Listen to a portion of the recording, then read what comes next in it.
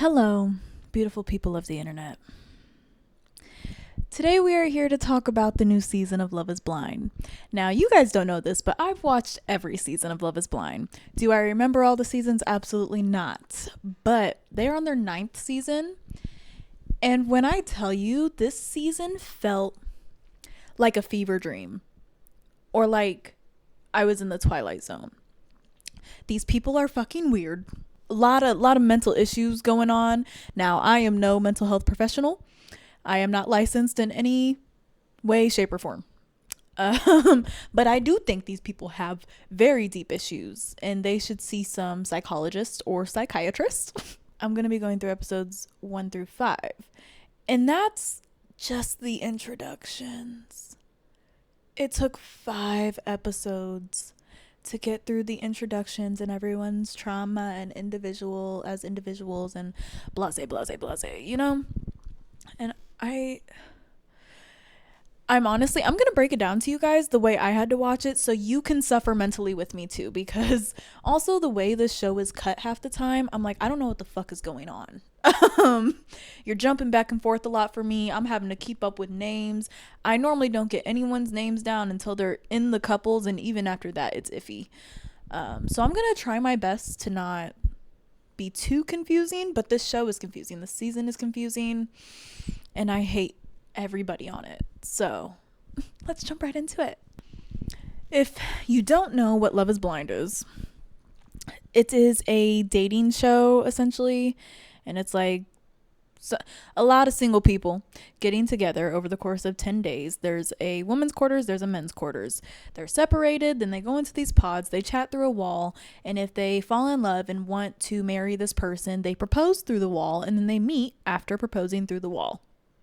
And then they go on a vacation and they live together, I think for a month, 30 days, a month. And then at the end of that month, they decide if they want to get married so they can say yes or no at the altar. That's always a shit show. So there's that. But we start off with Madison, or we're going to start off with Madison. I'll break them down for you individually. I didn't get too much background information just because, like, it mainly comes out when they're talking in their dates. We'll start with Madison. Madison, she has an eye condition in which she has I think she said a high probability of going completely blind. Now her vision is already impaired on her peripherals, and I think she said she has like black framing film around her eyesight, so she already can't see. And she chose to do this experiment because she said something like, it is kind of what my future would look like, you know, because I could go blind. So this would be how I'd have to date when I went blind, essentially. Along those lines, you know? Then we have Calabria. I like Calabria for the most part. She's 27. She's a social worker. And she has a very chill personality. I don't mind her until we get more into the season. Very educated, has a whole bunch of degrees, I think is what she said, and she's very hardworking. And she was a college athlete. I don't know what sport she said she played, but it was a sport that I was like, I don't know what that is, I think. Or like she spoke too fast and I just didn't catch it. So either way, she was a college athlete. And she wants to, I think she said she wants to have a nonprofit group home. And then she wants to buy Section 8 housing for Section 8 people and put them up in it. So that's nice. Then we have Casey. Casey is 32. She is a hair and makeup artist. And she says she didn't start dating until she was 27. And she was cheated on in every relationship she'd ever been in. She compares herself to all the girls that she was cheated on with. Now, I just feel like maybe she shouldn't be here, because the way I'm going into this already is you have not healed, and you should not be looking to be in a marriage if you have not healed. And then the other thing I noticed about her in the pods is she talked a lot. And I don't know if it was just how it was edited and cut. I don't know. But I was like, can you shut the fuck up for 2 seconds. And then we have Anna. Anna is 27. She's a hairstylist. She's bilingual, not religious. She is from an immigrant family, I believe. Oh, I think she's Chinese. I think she said she's Chinese. Yeah, she's from an immigrant family, so that came with its hardships growing up. But she is bilingual and she is not religious. And then we have Megan, who is 33. She's a business owner. And I don't know if it's her friends gave her this nickname or she coined it herself. Either way, I'm concerned. But her nickname is Sparkle Megan, and she does not shut up about being called Sparkle Megan. I don't care. You're 33. Why are you calling yourself that? Like, my nickname when I was 8 was Sparkles. Just to put that in perspective, I was 8. I don't know. I think it's just a weird nickname to keep around, no matter how much you like the glitz and the glam of anything, you know? But that's just me. Again, it's really annoying how often she's like, hey, it's Sparkle Megan. Hey, it's Sparkle Megan. Every time she goes into a pod with someone. And I'm like, oh my God, please shut up. Just say Megan. I don't know why that makes me so mad, but it does. So her dad had type 1 diabetes, and I guess he technically died from causes of it, but over time. And she did open up a little bit about how she struggled with her relationship with her dad a little bit while he was still alive. But I think she said something like she forgave him and she's made peace with it, blah, blah, blah, blah, blah. I guess resolved daddy issues. She believes that men are intimidated by her and her success, which, okay, maybe. That could be the case. Maybe they're intimidated by the fact that you call yourself Sparkle Megan and replace the word intimidated with turned off. I don't know. She is a perfectionist. She does believe in traditional gender roles. Yeah, that's pretty much her backstory. Now we move on to Allie. She is 27. She is a nurse. Allie seems very sweet. I think she is beautiful. She said something along the lines of she's the one who coaches and motivates her exes, but she didn't get that in return. I will say in her like individual interview, confessional kind of thing, she looked like she was in pain or like someone was holding a gun to her head. I was like, why are you why isn't your face moving? I did find out later she gets a lot of Botox, so that could be most definitely is the reason why her face didn't move a lot. But I was like, can you move your face, please? Can you emote? But she speaks 3 languages, I believe. And that's really all there is on her. Annie, she didn't really start talking until they were already all in the pods. But I don't like Annie. If I had to guess, conservative. She is religious. And that's really all I know about her. So those are the 5 women we need to worry about. Now we'll move on to the men. And I don't know who was casting this season, but these men are scary. They are terrifying. We'll start off with Anton. Anton, I believe he is also an immigrant. I don't remember from where. He comes from an immigrant family, and I think him and Allie came to the States at around the same age. He is bilingual. He does talk very monotone, and it really annoys me. Something about people in the season not emoting or like having any animation in their voice, I guess, really annoys me. Can we have some personality, please? In the pods, he was a big talker. In like the first episode, he was also someone where I was like, can you please just shut the fuck up? Especially because he was talking so much and it was still monotone. I was like, I don't like looking at you talk. I don't like hearing you talk. Get him off my screen, please. I guess my first read on him was that he seems to be more intense, I guess.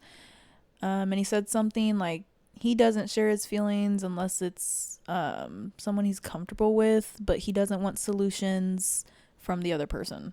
Something along those lines, which I hope you just communicate that to whoever you end up with. That's Anton. Now we have Patrick. Patrick is 30. He is a construction manager. He is Asian American. He's a Chinese and Cambodian. Now, the way he talked about his past experience in relationships and throughout life, it does seem like he has a bit of internalized racism, if I do say so myself, but I'm just guessing. You know, he's only ever dated white girls. He feels like since he's dated so many white people that it's limited his ability to develop connections with women within his race, I think. And then he has this whole history of feeling like the token Asian kid growing up. He's always been that you're good looking for an Asian guy. Moving on. Now we have Jordan, who is 29, and he is a branch service manager. Don't know what that means. Don't care to know what that means. He is tatted up, left arm, right arm, one of the legs, full sleeves. He has a 5-year-old son who also has type 1 diabetes. His son's diabetes comes up a lot in this season. And some of it I get, some of it I don't. For the most part, I think I recall him talking about some rocky relationship he had with his dad. Jordan, I will say,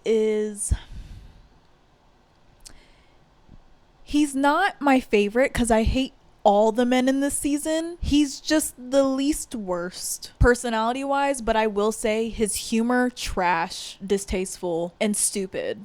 And he's very childish. And it annoys the shit out of me. Like, it's one thing to, you know, have your childish hee hee ha ha moments. Maybe it's an inside joke, blah, blah, blah, blah, blah. But his humor makes me want to jump off a bridge. But yeah, that's Jordan. Now we'll move on to Edmund. Edmund is fucking weird. He does have trauma growing up in the system because his parents were on drugs, I believe. So he was in and out of the foster care system. I'm sure there was trauma there and also stunted growth there. He sounds like Steve Urkel. He sounds exactly like him. And it's like nails on a chalkboard to me. Like, I don't like it. And I maybe could have gotten over it and looked past it had he not been the weirdest man on this show. Like, I'm so mad. I'm so mad when he's on my screen. They were in the men's quarters at one point, and this man laid on the floor, started making out with the floor. This man started making out with the floor, and it was like, I ain't kissed nothing in so long. So you're gonna kiss the floor? Yeah, that's Edmund. I'm not gonna say much else about him because there's a lot to get into when we do cross that bridge. Moving on, next we have Joe, 27. He's a recruiter. He doesn't have much dating experience. Says he's only funny around guys. Spoiler, I also hate Joe's humor. He has been engaged before, which I don't think ever presented to be an issue. He's pretty boring. Now we'll move on to Mike, as he likes to be called. He's 37. He's a real estate owner. Now, the vibe I get from Michael is he is a cocky son of a bitch, and I do not like it. Like, you know, everyone always says there's that thin line between confident and cocky. Yeah, he's just cocky. And he plays these weird games, and it's really off-putting, and I don't like it. He tries to be mysterious with his age at first, too. That was weird to me. I was like, okay. And all the girls think that he is a playboy. But yeah, that's really all on Mike. Next, we have Nick. Nick? I don't know if I have words for Nick. He's religious, and I mean, I didn't catch anything too crazy about his upbringing or his childhood. And again, I could have missed it. I zoned out during a lot of this season because I was just like, damn, these people are talking too much. He seems very manipulative and gaslighty, and I don't like it. I don't think he's a genuine person at all. That's all I'm gonna say on that for right now. Oh, briefly we'll talk about Brendan because, I mean, he was part of a love triangle, but he also so boring. Oh my gosh. No one has a personality, and then the ones that do, they're just fucking crazy. I don't know. But yeah, Brendan, I don't even know how old that man is. I don't remember what he does. He just falls into a love triangle. Everything he says is very monotone. He doesn't seem like he wants to be on the show. Majority of the time he's on screen, and when he's talking, he's a very brief character, side character, you know. Yeah, that's everyone we need to know. I'm pretty sure. If I missed someone, I'm so sorry, but They were introducing so many people, and you just didn't know who was important until everyone got married. So I'm pretty or engaged. That's pretty much the first episode. Also on the first episode, I will say Allie and Anton connect. Again, I don't think Anton is a very genuine person. I feel like he kind of just says whatever a girl wants him to say and not what he's actually feeling or thinking. But again, that's just me. So yeah, they click immediately. He immediately starts calling her babe and baby and sweetheart and honey, and I wanted to throw up. I hate pet names. Babe, I can be okay with, but baby, baby girl, I hate them. I hate pet names so much. And he was immediately calling her those. I mean, she liked it, so whatever, I guess. And then they said I love you to each other in 2 days. Now, this could just be me, but I don't even think after 10 days I'd tell a motherfucker I love him. But long story short, he does propose. They get engaged on the first episode. So, there's that. Episode 2. It starts off with Allie and Anton meeting. Allie, she's a bombshell, so she's hot. He can't be disappointed. Anton's okay, I guess. Not my type, but she likes him. I will say he looks like he is rather in pain when he kisses. He also kisses with his eyes open, which is insanely creepy. But again, this is just my opinion. Yeah, they meet. It really wasn't awkward, mostly, except for when they were leaving. Like they split to go back to the doors they came in from. And Anton, that man did not look back. He had a glass in his hand. He took that bottle of champagne and he filled it back to the brim and started chugging that shit. What are you coping with? What are you coping with? Why are you chugging champagne? Like, it looked like he was in serious distress. I was concerned. I was like, damn. Moving on. I just realized there is one person I forgot to introduce, and it is Kate. I like Kate for the most part. I mean, her personality is like a bit much for me, like her energy, but I like her. Yeah, that's pretty much it. And then I believe the first connections we see talking are Joe and Madison. Madison does explain that, hey, like, my eyesight, not great. And the look that Joe makes it look like it would be a deal breaker for him. And I'm like, why are you making that face? This bitch just told you she's about to be blind and you're like, what? It was a quick clip. I caught it and I thought it was interesting and a little funny. Then we get over to Nick and Kate. And for the most part, I think Nick was boring. And then, like, she gets in her little confessional interview and she's like, I think he's really empathetic. And I was just like, but how did you get that? The man did nothing. The man said nothing of substance. How did you get that? But no one else likes him except Kate. And then after talking to Kate, Nick starts talking to Annie. He says something along the lines of he feels like it's not a realistic connection because of their living situations and I think like the distance. But it's an intense flame for him. And then she ends up asking him if he's ready to get married. And he was just like, yes.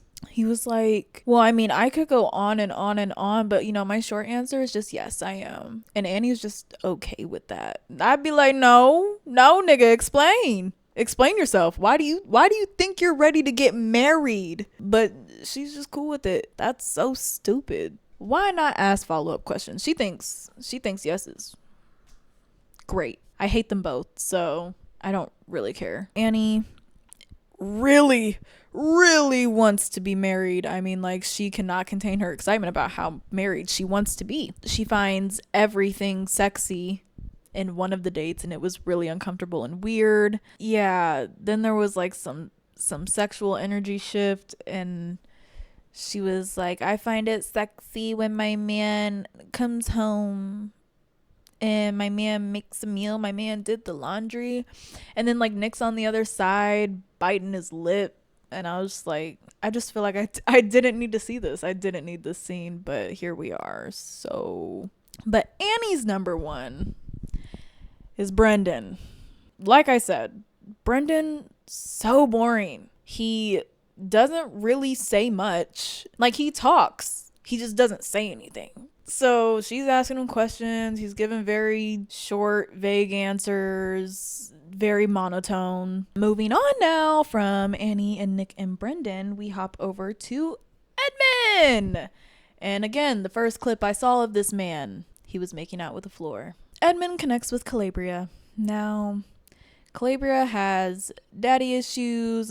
She had an absent father, and she said she feels like she's having to grieve someone who hasn't passed, and she acts like it doesn't bother her, but it does. So unresolved daddy issues. Edmund's pretty understanding of that, and then, you know, he tells his story about how he was in the system, and, you know, his parents were drug addicts. They connect. Great. Now we move on to one love triangle that just goes on forever. I don't think this thing was solved till episode 5, and I was just like, it didn't have to go on this long. But now we're on Megan and Jordan. Megan says she just gets a friend vibe from Jordan. He really makes her laugh, and the humor's there, and she just feels so comfortable with him. And then Megan is also connecting with Mike. She likes Mike's success, and, you know, he really has his shit together. She likes his age, but I guess that's normally what she goes for, and Mike reminds her of her exes, blah, blah, blah. And then I also forgot about Blake, because he's literally like a non-character, but she connects with Blake too. Blake makes a couple connections. She feels reassured and easygoing when she's talking to Blake.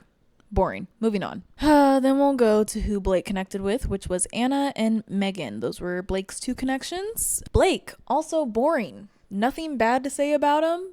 I was just like, no personality. His connections are Anna and Megan. That's really all you need to know. And now, one of my favorite couples of the season, Casey and Patrick. We get into a conversation with Casey and Patrick. And Patrick immediately, he's like, I just have a fear of not being accepted because of my ethnicity. But he doesn't tell Casey what his ethnicity is. And like I said, he is half Chinese, half Cambodian. So she asks, well, what is your race? And then he was like, you want me to tell you? And she was like, well, yeah. Tell me. And one defeats the purpose of the experiment. I mean, valid. He might not want to tell you. But even just the way she asked, I immediately was like, I do not like her. This is not a girl you want to be with, Patrick. This is not the one. This is not the one. He does end up telling her. He's like, yeah, I'm half Cambodian, half Chinese, blah, blah, blah. And her response to that is, yeah, that doesn't change anything for me. My brother only dates Asian girls, and then my other brother has a half black girlfriend, and then my other brother is dating a Mexican. So, like, my family doesn't care. They'd probably love for me not to bring home a white boy. Run for the hills. Why are you still talking to her? Like, it's almost like a minority collection kind of thing, and I don't like that.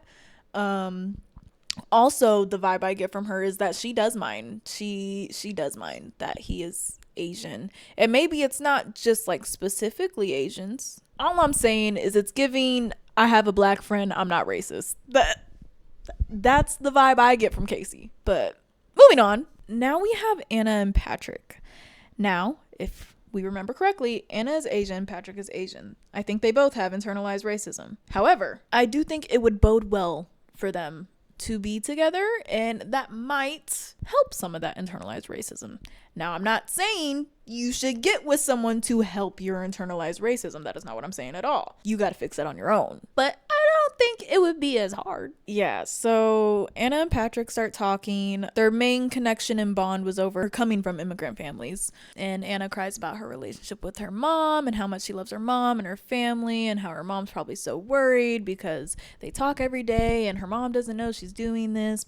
And then we're back to Patrick, who is so hyper fixated on being perceived as Asian, or like just people knowing he's Asian. This man is so hyper fixated on it. He also like asked very abruptly, like, does anyone here know you're Asian? By the end of that date, Anna's last words, pretty much her last words, were, my husband could be on the other side of this wall. And then it got super awkward and silent and the date ended. Moving on, Joe proposes to Madison. Again, they were really boring in the pods. They're both kind of boring people. I don't have an issue with Madison. I do have an issue with Joe. But nonetheless, they're both very boring. And that's the end of episode 2. Episode 3, we start off with Patrick. And he's going into the pod to propose to Anna. Now, I know I didn't go too deep into this, but they did like super connect. But they were saying like it was like a weird connection. Because I thought we were just going to be friends. But then I was feeling those feelings. Blah, blah, blah. And I thought honestly they could get along very well together. But Patrick goes into the pod to propose to Anna. No one's there. Anna is not there. She is not in that pod. Hey, babes. She's not even in the woman's quarters. This bitch left mid. Didn't say nothing. Nobody. There wasn't no like exit interview for like the audience. Like, hey, where the fuck you going? And there was nothing said to either of her connections, Patrick and Blake. I think she was connecting with Blake. But yeah, the moment was very uncomfortable. He was just standing in the room being like, Anna, anyone there? Hello, Anna. And then he goes back to the men's quarters and it's really fucking awkward. And he's like, she wasn't there. I just got ghosted. I was falling in love with her. She went home almost immediately after her date with Patrick. That was never explained. Producers did not come and explain anything to Patrick. So yeah. We go over to Blake. Blake was gonna go have his date with Anna. Anna left. And producers tell Blake. Mind you, Patrick was just over here crashing the fuck out. Because he was like, she wasn't in the room. And there's like footage of him coming out of the room like there's no one in there, blah, blah, blah. They don't say nothing to him. They don't say anything to Patrick. But before Blake even leaves to go to the pod, a producer comes in and they're like, yeah, Anna left, blah, blah, blah, blah, blah. And I was like, okay, so why didn't y'all do that for Patrick? I'm confused. Whatever. Next we move on to Mike and Megan. Their whole main shtick is talking about nutrition and how they want their kids to be healthy and nutritious, which obviously if you have kids I'd hope you'd want them to be healthy. And then Mike brings up the fact that Jordan's kid has diabetes and he said something along the lines of like, yeah, that sucks, blah, blah, blah. Megan hasn't told Mike that she is connecting with Jordan and she kind of just doesn't say anything even after he brings up Jordan's kid. And he was like, yeah, I mean, there's some guy over here, he has a kid and he has diabetes and that really sucks, that's gotta be hard. And Megan just goes, yep. I was like, why not just tell him? I don't understand why I can understand why you kind of keep it on the down low who you're talking to, just to like avoid conflict, I guess. But at the same time, you know what you signed up for. You know multiple people are probably talking to multiple people. Really understand why not in that moment, since the opportunity presented itself to just announce maybe, hey, I am talking to him, so I'd rather not talk about him, you know, or his kid. Then he starts talking about how he still talks to his exes, and then Megan's like, I don't, except for one, but I don't have like notifications on for him or anything, blah blah. But she really didn't like that he still talks to his exes, which agreed, I wouldn't like that either. And then Mike goes on to say, yeah, I went back there and I told everyone that we're gonna have like the healthiest, most nutritious, most hottest, most sexiest kids ever. And all I could think was just like, what is wrong with people? I don't know what it is about the delivery of that line, or maybe it's just because Mike was delivering the line, but I was like, that's just weird. Why would you say that? Then we move on to Megan and Jordan. Now, Jordan does not like Megan's nickname, Sparkle Megan. Reasonably so. I don't know who would. And then he said something like, I think the most sparkly thing about her is her personality. And I don't know where he got that, because Megan is pretty fucking boring. She also speaks very monotone. This season was really hard to get through. It was really hard. It's a hard watch. Then he goes on to say that he is mostly a frugal guy, except he likes to splurge here and there. He bought himself a pair of Gucci shoes. Megan was going to write Jordan off, but then she changed her mind because of what he said in their date. And I was like, did we see the same date that they had? Because to me, he didn't say a single thing or do a single thing that was different than what he's been doing. And I'm like, how did he surprise you? how did he make you change your mind? But now Megan is just really struggling between Mike, Jordan, and Blake. So, and then Megan tries to go on a date with Blake. Blake's not there. Blake has now left the experiment. Now, at least with Blake, we do get a little bit of an explanation. He just said it's moving too fast for him and he's out. Everybody in this bitch ghosting. And I don't know what's going on. And now that we're finally over all the drama of everyone leaving, we can move on to Joe and Madison. Now, if we remember from last episode, Joe proposed to Madison. And now they are meeting. Madison's very excited to see this man's ass. She wants to bite his ass. Her words, not mine. The doors open. They meet. And Joe's reaction... Let's just say I clocked it. In his little like interview thing where it's just him talking, he's like, oh, it was a pleasant surprise. He does make out with her, which normally when people aren't attracted to other people, they don't do that. And he's like overcompensating, like, no, like this feels good. Like I'm good. This is great. And for a second, you could assume that he is just in shock, right? And that would be valid. That would be valid. However, I was just like, you're not attracted to her. There is one very specific tell that everyone in Love is Blind history has when they're not attracted to somebody. When they're doing like the separate individual interview, they avoid trying to say that that person is hot or a smoke show or however the fuck you would describe someone you're attracted to. And then two, they're just like, oh, this just isn't this just isn't what I was expecting. Putting the voice to the person, like it's really just fucking with my brain. That's what everyone who is not attracted to their fiance say every time. Then he said something like, when I say Madison, it's now connected to that. Her. This man called her a that. He also forgot to propose with the ring, so then they redid the whole thing. That was weird. And yeah, he gives the vibe of someone who's trying to gaslight themselves into thinking that the situation they're in is okay, and they are okay in the situation they are in, and they're really not. Then we move on to Annie and Brendan. Annie is basically, harping on, I'm constantly validating you. I need you to validate me, and I can see me with you. You're my number one. And his only response is, thank you. Love that. Annie's whole thing is just like, I need him to tell me that he loves me. Like, this is in her individual interview. I need him to tell me that he loves me. And I'm just sitting there like, girl, that man ain't gonna tell you he love you. Are we witnessing the same personalities here? That man is not gonna say that to you. Also, stop saying I love you in less than 10 days to people you do not know. Why would you do that? You don't even know what this person looks like. You may hate them when you see them. You don't know. Annie has another date with Nick, and they start talking about her name and sexual context. That was weird. Annie really likes him because he talks as if they are engaged, and she really likes that. Again, she really wants to be married. Then we move on to Kate and Nick. Now, from my perspective, Nick is saying all the same things to these girls. Like, slight variety, like not necessarily like that one psycho from last season or maybe 2 seasons ago. I can't even remember his name, but he looked like a serial killer.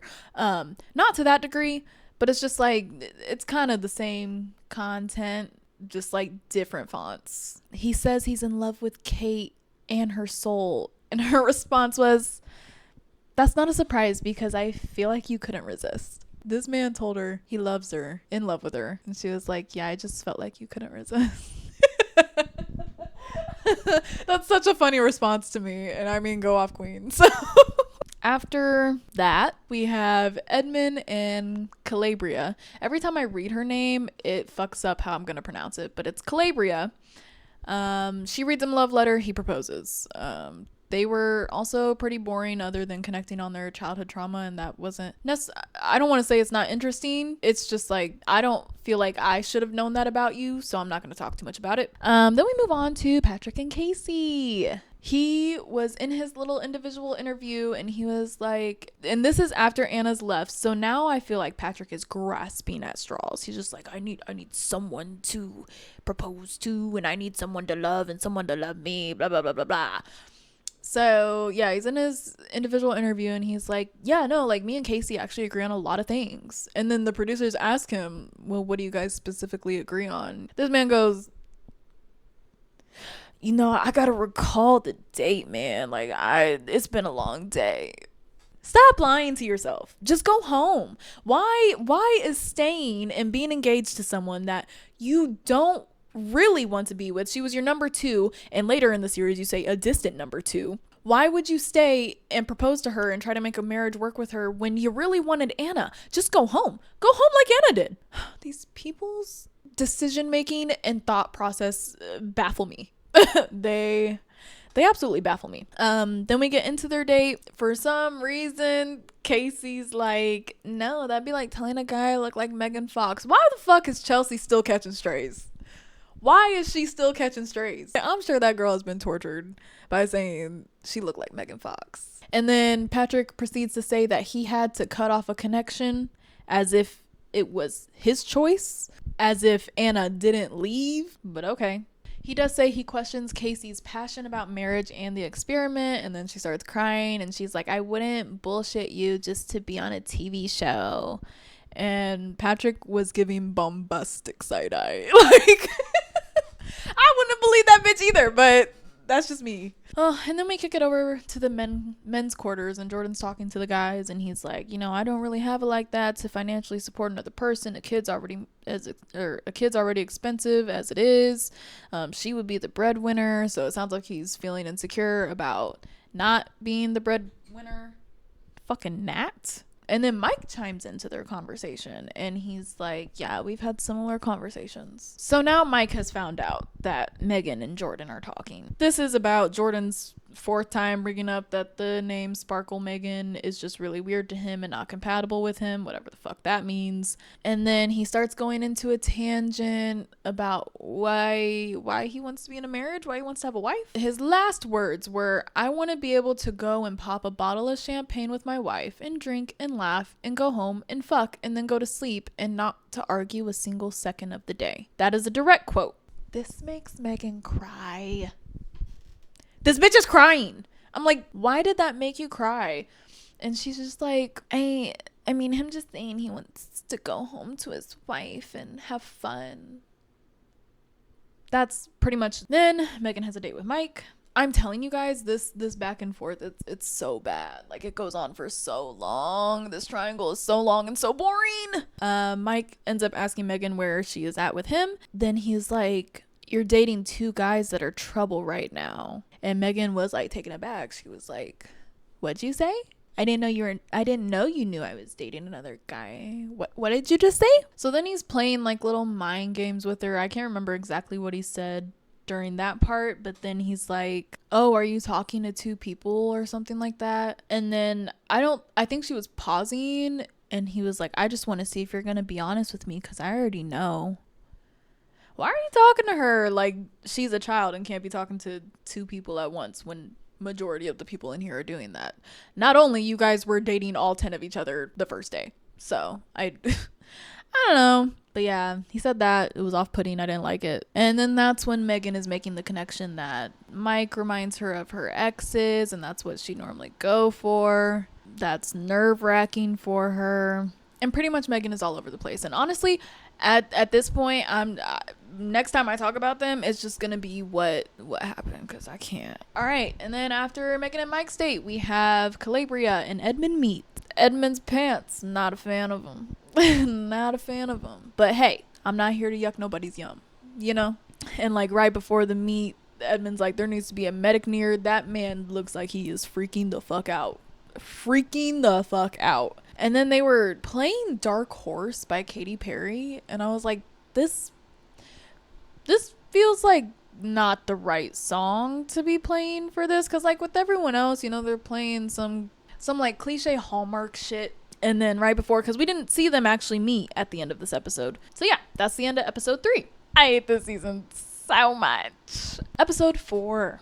Okay, so Edmund and Calabria meet. His facial expressions and his mannerisms creep me out. I think he's just like an awkward person, but it makes me very uncomfortable watching it. But the meet was cute. Like, it seemed sweet. They liked each other. Edmund started crying, I think from being like overwhelmed. And then he gets into his individual interview and says he's about to cry with a boner. I just felt like I didn't need to know that or picture it. And then he runs back to give her a letter that he wrote her. The way Calabria looked at this man when he started running, because this man said, high knees, high knees, high knees. And she was like, like immediately, I've never seen someone give such a look of disgust and ick. I've never seen it that big. And reasonably so, because that run, it was cringy. And I think it was because he was excited, but that's no excuse. But yeah, they are two very different energies. He's very hyper, energetic, always got something to say, always got something to do. He's moving all over the place. The man is crazy. And Calabria seems more like chilled, laid back. Then we move on to Kate and Nick. Now, Kate has established that she does not believe in God. As we established earlier, Nick does believe in God. She doesn't understand why there can be a God after watching her mother go through cancer. She doesn't understand how a God could let someone suffer through that. Mind you, she's having this conversation with Nick. This is very important to say right now. It is very important to establish that Kate and Nick are having this conversation right now. Okay? All right. Then Nick goes on a date with Annie. Immediately, Annie's like, I need more validation from you, Nick. I have trust issues. I was cheated on in all my past relationships. Now, Annie and Nick are both Christians, and she says that she will be a strict parent. Now, Nick asks Annie, how would you feel if your kid came out as LGBTQ+. And Annie paused for an uncomfortable amount of time, for my liking. She was like, no matter what, I'm always gonna love my kids, but I'm not gonna be the first person to be like, yay. And just based off of her response there, I already know what kind of person she is. And that's not to say I already don't know what kind of person she is. I've been watching her for fucking 4 hours, so got a pretty good taste of her personality already. But this really just sealed the deal for me. She also said she thinks that kids coming out is a fad. And then while they're on the topic of homosexuality, he brings up that he was really depressed in college one time and his mom asked him if he was gay. And because she asked him if he was gay, he felt the need to bring a girl home for weeks and just like kiss on her to prove that he's straight. Listen, it's giving internalized homophobia. But that's just my opinion. Anywho, Annie has another date with Brendan. The whole date was fucking weird. Yeah, so Brendan was telling Annie all the stuff that she wanted to hear. It was because he just thought about the fact that he could lose her. And I'm just like, why is it that men decide to act right only after you realize, like, hey, you don't own this person? And they could just, like, leave you.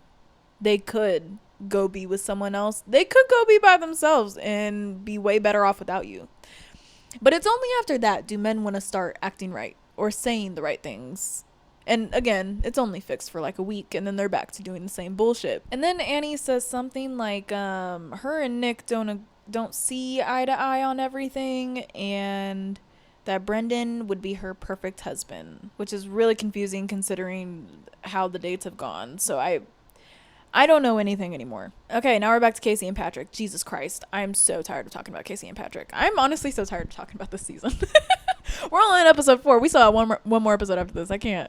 Okay, Casey and Patrick's date. Now, Casey has just revealed that she, a week before coming on the show, was in contact with her ex. Why are you coming on a show to get married if you still have ties to whomever back home? But yeah, her ex-boyfriend essentially told her to go on a reality dating TV show, not this one, but another one, and that he would be there when she gets back. And he also happened to say he would be here when she gets back from Love is Blind. So, and then, she's sitting there trying to convince Patrick, like, oh no, like, you're all I care about. Like, I will cut him off, block him, blah, blah, blah, blah, blah, whatever you want.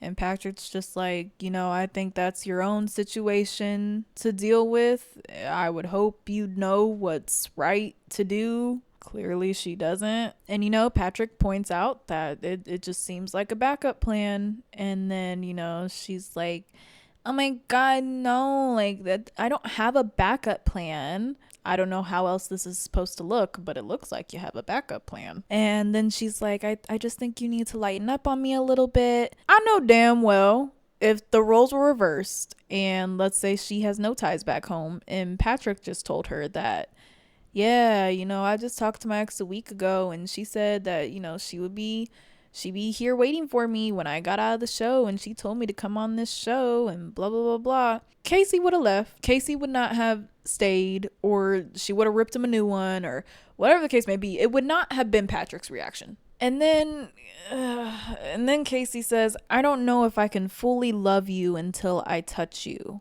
And this is just another like uneasy feeling I got that Casey is not someone who needs to be on Love is Blind.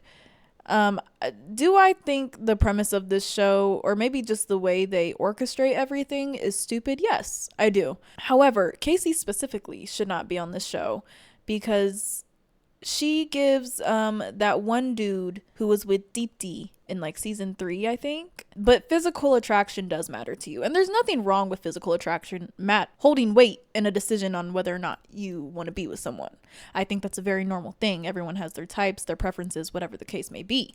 But to sit here and act like that's not you, and to essentially put someone through something painful for the sake of you want to be married, I don't know, it's giving selfish, it's giving thoughtless. I really don't like her. And then yeah, after that, she starts talking in softcore porn type stories, sentences, and it made me very uncomfortable, and I was just like, that's weird.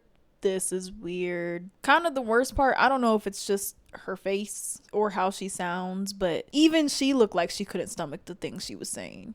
And I feel like if that's how you felt, don't say these things. Because I didn't want to see it either. I didn't want to hear it. And yet, you fuck ass producers made me sit through the most uncomfortable, 60 seconds of my life. I digress.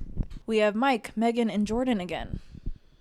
Megan proceeds to tell Mike that she has tried old and rich, she's tried young and poor, and she wants something in the middle. Long story short. Then with Jordan and Megan, they talk about tattoos. Jordan does not tell her that he has 3 sleeves on 3 limbs, and I think he just wants that to be a surprise for her for whatever reason. They talk about his vasectomy. Oh yeah, Jordan got a vasectomy. He said, I don't want to be like a martyr or whatever. Like, it's not like that. It was mainly for selfish reasons, but I would get it reversed if, we wanted more kids or whatever like that. One of Megan's big signs for Jordan is that her dad had type 1 diabetes, and so does Jordan's son.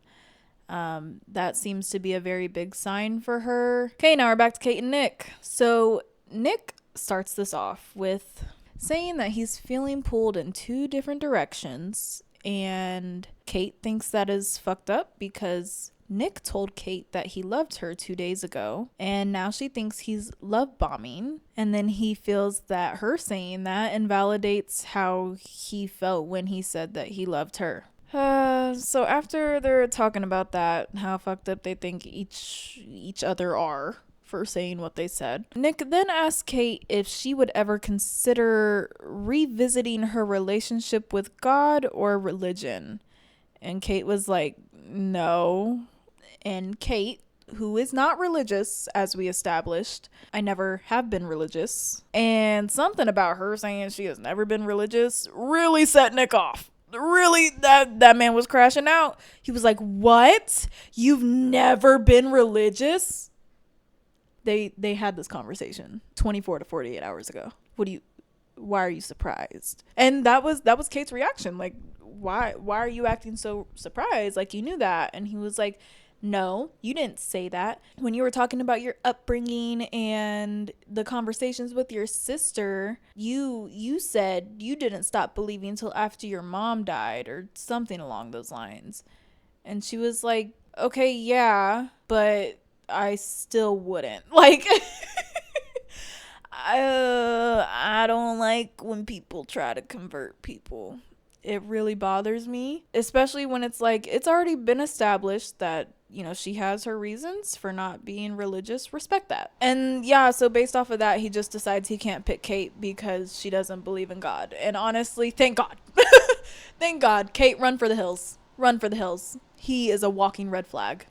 And also, mind you, he agreed that it would be fucked if he told 2 people that he loves them after telling Kate that he loves her. So then he goes and has a date with Annie and tells Annie that he loves her. Yeah, he tells Annie that he loves her, and he said that he didn't say Kate's name, but he was talking about his date with Kate, and he was like, yeah, she really hit me with some daggers. She told you she wasn't religious 2 days ago. And then she just reiterated that she is not religious when you asked if she would. Then we head to the men's quarters. All the men are talking, and Nick proceeds to say he is confident in Annie, which is very funny because, Kate was his number 1, and now he's going to his number 2. And since Nick said that in the men's quarters, now Brendan is uneasy about it. He doesn't know for sure that Nick and Annie are talking, but judging based on how Nick is speaking, he assumes Nick and Annie are talking, right? And he was talking, I think, to Jordan about it, and he was like, I'm looking around at who's left, and maybe my judgment's a little off, which is a dig at Nick, if you did not catch that. Because, yeah, Nick is fucking weird. I mean, so is Brendan. Okay, now Brendan and Annie have a date. Pretty much the consensus is Annie doesn't feel like her and Brendan are having deep conversations. Brendan doesn't understand that. But, yeah, it's pretty much just Annie saying that Brendan's not giving her enough. They do break up at the end of this date. Because Annie's like, you're not giving me all the validation I need, and you're not doing this, that, the other. And then Brendan comes back in, and he's talking to Jordan about his date with Annie, and Nick is eavesdropping on the conversation. And then he's playing dumb, like he didn't know that Annie was going to break up with Brendan, because in Nick and Annie's previous date, they talked about how Annie was going to break up with Brendan. In Nick's individual interview, he's saying how uncertain he is about his connection with Annie, but then when he's on a date with Annie, he's telling her that he loves her, and I wish you luck breaking up with the other connection because it really sucks. So, two-faced liar. Check. And then we go back to Patrick and Casey. This is painful to even record. Casey's like, oh, I woke up so sure about Patrick. And Patrick's like, well, this just feels too good to be true. He tells Casey that he loves her. Casey says it back. It feels like everyone's forcing it at this point. I don't know what anyone's doing here. He's like, I think he memorized maybe a script he made himself, and he's just listing all the things about Casey that he loves about Casey, giving a play-by-play as he kneels down to propose. He proposes. She says yes, as they normally do, and he is super slap happy, excited about it. Great. It's the most energy I've seen Patrick have in this whole season. And then Annie and Brendan come back in for a date, even though they broke up. And now Brendan is begging Annie to give him a chance, and now he's saying oh, well, I was gonna come in there yesterday and tell you that I love you, and then you broke up with me, and blah blah blah. He's being so desperate. Oh my god. All I've decided is Nick and Brendan suck, and Annie still chooses to go with Nick, so Brendan wasted all that breath for nothing. That's the end of episode 4. Episode 5, it was still lingering on from Annie and Brendan's conversation. You already know what happened. Megan and Mike are next. They have a very boring conversation talking in circles, and then Megan starts talking to Jordan again. Jordan is just way more understanding and reassuring about the fact that Megan has a connection with him and Mike. Then there's Mike, and he's kind of using the fact that she has multiple connections as a hey, gotcha, you're not being genuine, get down on your knees and beg for me, bitch. That's the energy Mike is giving. So there's that. So then we move on to Annie and Nick. They go into the pod for a date. Nick proposes. Annie says yes. That's no surprise. I hope you run off into a black hole together. Thank you. Nick goes back to the men's quarters, and he's like, oh my god, we're married. Oh my god. Yelling it and so happy. And literally no one reacts. It is dead silent. It was so funny. Pretty much because Brendan was sulking about the fact that Annie didn't want him. Cry me a river, move on. Then we get back to Patrick and Casey. Now they're meeting. Now that they're meeting, in Casey's little interview, she finally admits that she is normally very much bases her whether or not she's going to be with a person on the fact if she's attracted to them. She likes the looks. She wants the looks. Why did you come on this show? The meet is awkward as shit. Awkward as shit. And most of the meets in this, they weren't that bad. This one, I didn't like it. And maybe because I just knew too much information. And Patrick says some weird shit like her pheromones smell like love. I don't even know what that means. You know, he thinks she's beautiful, and then he said she's tight, and I wanted to throw up. So surface level, it looked fine, but just the energy, I could feel Casey wasn't feeling it. Okay, now we're back to Mike and Megan. Mike wrote Megan a love letter. Megan broke up with him. I'm done talking about Mike and Megan. Then we get back to Megan and Jordan. Jordan proposes. Megan says yes. And then we skip to Nick and Annie meeting. It wasn't awkward. They seemed to really like each other, physically attracted to each other, although she is already mentioning like, oh, I expected you to have a beard, and this isn't a mountain man. Yeah, there wasn't really any lulls in their conversation, so that was nice. Now Megan and Jordan meet, and that was also cute. He does immediately take her to look at pictures of his son, which, I mean, sweet, but it was I don't know, something about it felt awkward just with like the timing, because like they met, they kissed, and then he was like, I have pictures of Luca. And then, like, I was like, come on. And then this episode ends on a clip of Casey. She's crying and, you know, holding Patrick, and that's all we got from episode 5. So there you have it, everybody. That is episodes 1 through 5 of Love is Blind. It was the longest 5 episodes of my life. There were 2 love triangles. The way the editing was just made it really break my brain, hurt my brain. It was exhausting. It was the most exhausting 5 episodes of my life. I hope you guys enjoyed this little breakdown. I'll be back next week to discuss the other 4 episodes, and then after that, I think there's like 3 episodes after that left, and then probably a reunion. The most normal couples so far is Jordan and Megan. They're all boring, yet all weird and all annoying. This season feels like a fever dream. I hope you guys enjoyed the video. I will see you guys next week with episodes 6 through 10. Like, comment, subscribe, or don't. You have free will. Do what you want to do. And have a good day.